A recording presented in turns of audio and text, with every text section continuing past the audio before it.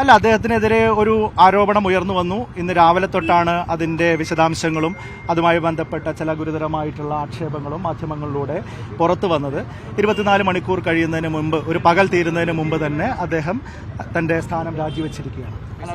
അതിനുശേഷം ബാക്കിയുള്ള കാര്യങ്ങൾ പാർട്ടി നേതൃത്വം ആലോചിച്ച് തീരുമാനിക്കും. യൂത്ത് കോൺഗ്രസിന്റെ സമരങ്ങൾക്കോ യൂത്ത് കോൺഗ്രസ് ഏറ്റെടുക്കുന്ന മറ്റ് അജണ്ടകൾക്കോ അതൊരു വിഘാതമാവില്ല.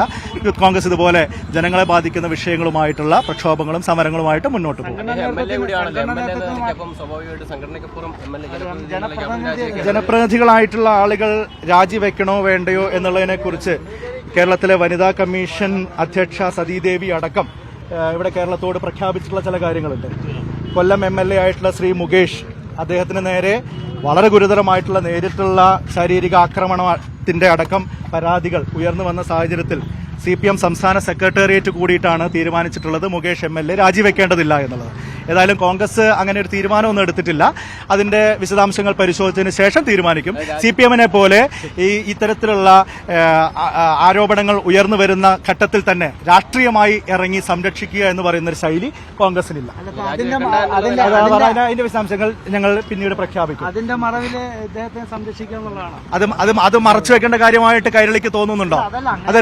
അതൊരു മറവായിട്ട് ഉപയോഗിക്കേണ്ട ഒരു കാര്യമാണെന്ന് കൈരളിക്ക് തോന്നുന്നുണ്ട്. അതാണ് പറയുന്നത്. ഇവിടെ കേരളത്തിലെ പ്രസിഡന്റ് ഉണ്ട്. കേരളത്തിലെ പ്രസിഡന്റ് ഇവിടെ CPM സൃഷ്ടിച്ച പ്രസിഡന്റാണ്. കൈരളിക്ക് അത് അറിയാത്തതല്ലോ. അതുകൊണ്ടാണ് ഞാൻ പറയട്ടെ, താങ്കളുടെ ചോദ്യത്തിനുള്ള മറുപടി ആയിട്ടാണ് പറയുന്നത്.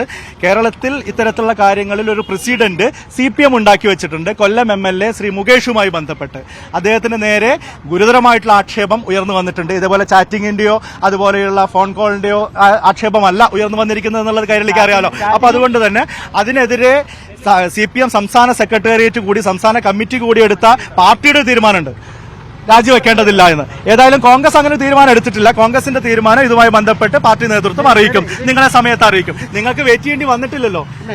ഇവിടെ ഒരു നടപടി കോൺഗ്രസിന്റെ ഭാഗത്ത് ഉണ്ടാവാൻ നിങ്ങൾക്കൊരു പകൽ പോലും വെയിറ്റ് ചെയ്യേണ്ടി വന്നിട്ടില്ലല്ലോ. അപ്പൊ അത് കൃത്യമായ സമയത്ത് ഉചിതമായിട്ടുള്ള തീരുമാനം എടുക്കാനുള്ള കഴിവും ശേഷിയും ജനകീയമായ പ്രതിബദ്ധതയുമുള്ള ഒരു നേതൃത്വം കോൺഗ്രസ് പാർട്ടിക്കുണ്ട്.